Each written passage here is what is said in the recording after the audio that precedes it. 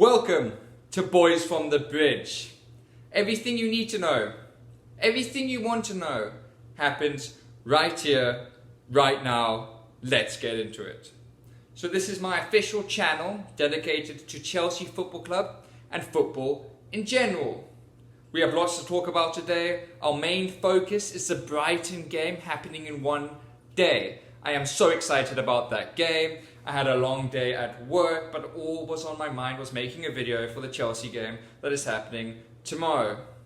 Now I'm currently staying with my girlfriend. I'm staying in her apartment, so the flowers behind me. Yep, there's nothing wrong with flowers, but just letting you know that I'm staying with her. And we're currently looking for a house together. But anyway, that's not where our focus lies. Today our focus lies on Chelsea. I am so excited about the game tomorrow. I've been watching the Premier League throughout the weekend. Tottenham lost to Everton. Arsenal beat Fulham.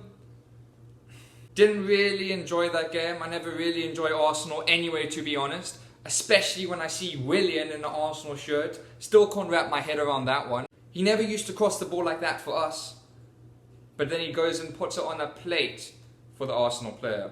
So I'm a bit gutted that Arsenal have got Willian and we don't. It's still very weird to see Willian in another shirt, as he has always been one of my favourite players at Chelsea. Now, moving our attention to Brighton. Mendy hasn't actually been completely finished now. There's still some technical difficulties when it comes to the signing, so it looks like that he won't be able to make his debut against Brighton. There are a few other players that won't be able to make their appearance against Brighton. Before I get into all that good stuff, please, without further ado, please hit the like and the subscribe button for this video, as you will catch all my latest videos dedicated to Chelsea. I'll make as many videos as possible in the duration of a week. My aim is to make at least 3 videos a week, pushing more, as I am working, but I eventually want this to be my full-time gig. I'm just hoping it'll eventually pay off and I will get lots of viewers. So please, if you could support, tell your friends and family about this, I would really appreciate that. And don't forget to leave a comment in the comment section below. So, let's get into the players that are a doubt for the Brighton game. Now, there are a few players, like I mentioned earlier, that are not in line to making an appearance against Brighton. One of these players that we got from Ajax and we signed him is Ziyech. Now, Ziyech actually got injured in the pre-season friendly game against Brighton, which is a big shame, as we really needed him and I thought he was superb in that game. Now, he's looking to be injured for a couple more weeks, so it's not a long-term injury, but it's still a shame we couldn't have our best and dream 11, like I said in the previous video, so go check that out if you haven't. Now, Ben Chilwell, we signed recently from Leicester City. He plays at left back and he's English. We all know about him. He is sadly injured. He is actually recovering from an injury, so his main concern is with regards to his fitness. Now, obviously, you need to be extremely fit to be playing all of these games, and we want Ben Chilwell to come back 110% so he can perform week in, week out. So, in this current situation, we are just trying to get him as fit as possible for the matches ahead. So Ben Chilwell will not be featuring in the game tomorrow. Now, Thiago Silva, we have signed Thiago Silva free from PSG. He sadly hasn't even featured in the Chelsea training yet, so he will not be in contention for the game. Although in the next couple of weeks we will start seeing him, as he will start to train with us as soon as possible. He's currently looking for a house in England, so he's looking to buy a house close to Stamford Bridge in London. Now, Billy Gilmour is a very exciting talent. We saw a bit of him over last season. We all remember his knee injury that occurred, and he has had an operation on that. Sadly, he is still a long-term absentee, and we're looking at around 2 months, or potentially longer, that he will be out. But I'm excited for him to get back into contention. Now, Batshuayi has officially signed a season-long loan to Crystal Palace, so best of luck to him. He will forever be a blue no matter where he goes, so I hope he bags lots of goals for them, just not against us obviously, but against our top rivals such as United, City, Liverpool, Arsenal and Tottenham. Also include Leicester into that, as I say, had a phenomenal season last season. And Jamie Vardy got 2 penalties, so it already looks like he's off to a flyer this campaign. It's interesting to see that the newly promoted teams have also conceded the most penalties so far. I know everyone hasn't played. I'm still waiting for Manchester United to play, as we all know how much penalties they get given, so I'm sure that they'll probably get given a handful of penalties in their next game. Now, a player that keeps coming and going in the rumour, speculations, headlines, is Rice. Now, Rice is English, he plays for West Ham, and we're wanting him in our defence, or potentially a central defending midfielder role. Now, David Moyes, who is the coach of West Ham, has come out and said that it will take the Bank of England to sign him, which is a bit of an exaggeration. I personally think he's a phenomenal player, but he didn't play very well for England in their last meeting, and he also didn't play very well for West Ham against Newcastle yesterday. But I still think he's a very good talent, and in this climate, 80 million is pushing.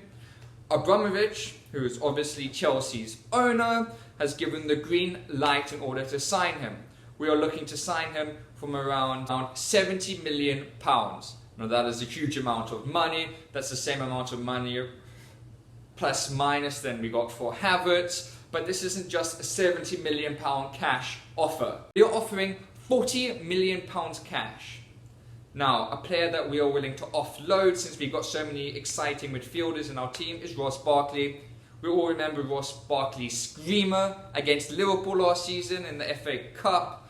A magnificent goal, but Ross Barkley hasn't been at his best for Chelsea, and it would be a shame to see him go, but I think it is his time, and a player like Rice coming in, who's younger than him, and also I believe is a more diverse and better player overall, I wouldn't complain about at all.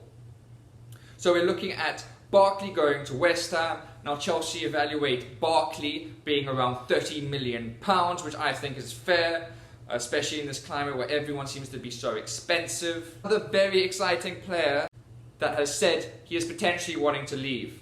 This player is Mbappe. Now without a doubt, Mbappe is the best young player in the world, although Chelsea definitely have some of the best young players in the world. Mbappe is probably top 3 best players in the world, in my opinion. He has said that he doesn't want to play for PSG anymore, and this could potentially be his last season. This has put Chelsea on hold. This would be an amazing signing, and I would love to see Mbappe, but it would definitely put Callum Hudson-Odoi's career at Chelsea almost over. So we would probably loan him out. I don't like the idea of selling players. Some players do need to be sold, but young players like this, Callum Hudson-Odoi, he has huge potential and could become a phenomenal player in the future. So those are all the players that we have covered that could potentially come to Chelsea within the next few days. Now we have had the best summer I can remember. It's been really, really exciting and promising, and it just shows how Chelsea are looking into the future and not over just the next few seasons, but this could be potentially a 10-year project that they have put in place, and I can't wait to see how everything unravels. Now, getting back to the Brighton game, a few stats that I like to share is that we have played Brighton 14 times competitively.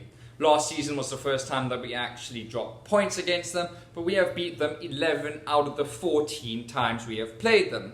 Now Brighton, I feel, is a tricky opposition. They have a very good manager, they have a very solid defence with Lewis Dunk leading the line, as he's the captain and he's a big player. The manager has said that he's very excited to face Chelsea, as we have signed so many elite players, and I believe that Chelsea will beat Brighton 2-0. This is my guess for the result for tomorrow.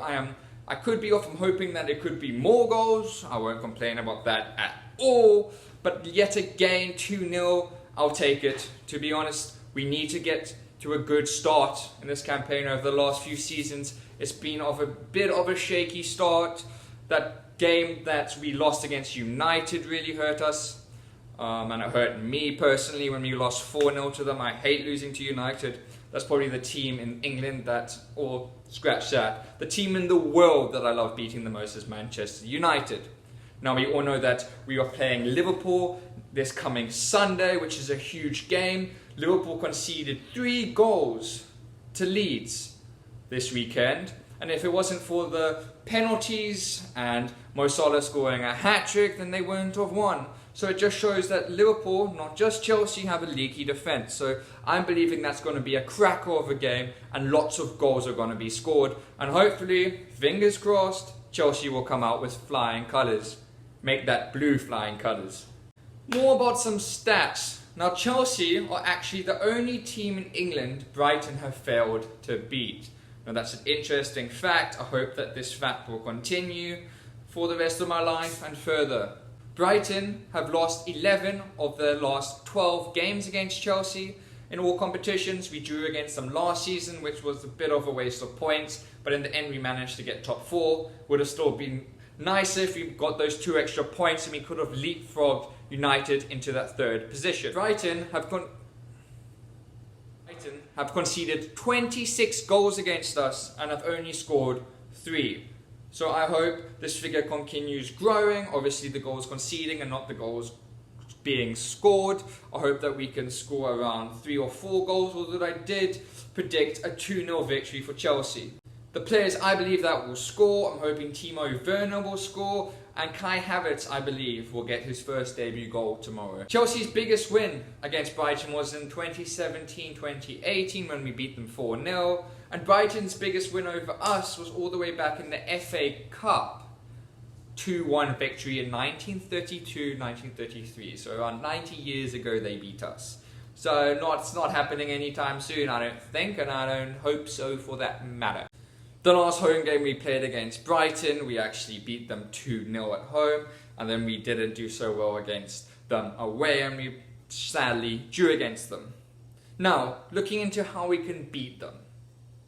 We have very good wide players. It looks like Christian Pulisic is in contention to start, which is very exciting. I believe getting the ball to the wings and getting the ball into the box is going to be the best way to beat them. Also, now that Kai Havertz has signed and his creative talent and his very good ability to read a football game, he'll also play a big part by leading the line and playing those balls that other players couldn't. He also reminds me of how Fabregas used to, how he was a very creative player and he always tried to pick a pass.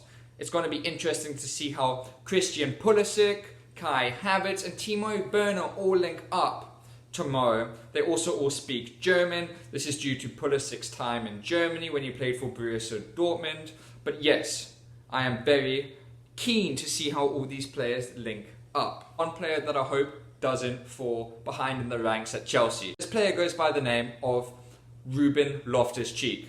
Ruben Loftus-Cheek for me has been one of my favourite players. He's a year older than me, has a very good ability on the ball. I would love to see him tomorrow. I'm not sure how Frank Lampard would put him into this system, but I would still love to see him tomorrow. I'm hoping Chelsea play a 4-3-3 formation tomorrow, as I believe this is the best formation in order to beat Brighton.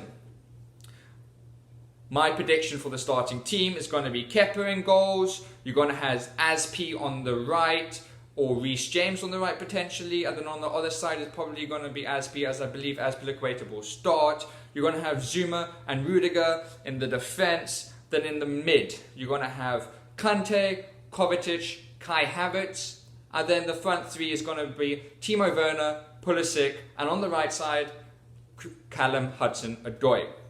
Now this is a phenomenal team. I think that this team can definitely beat Brighton, and I think we're going to play very expansive football, and we're going to play very fast football on the counter-attack, and we're going to also dominate a lot of the play.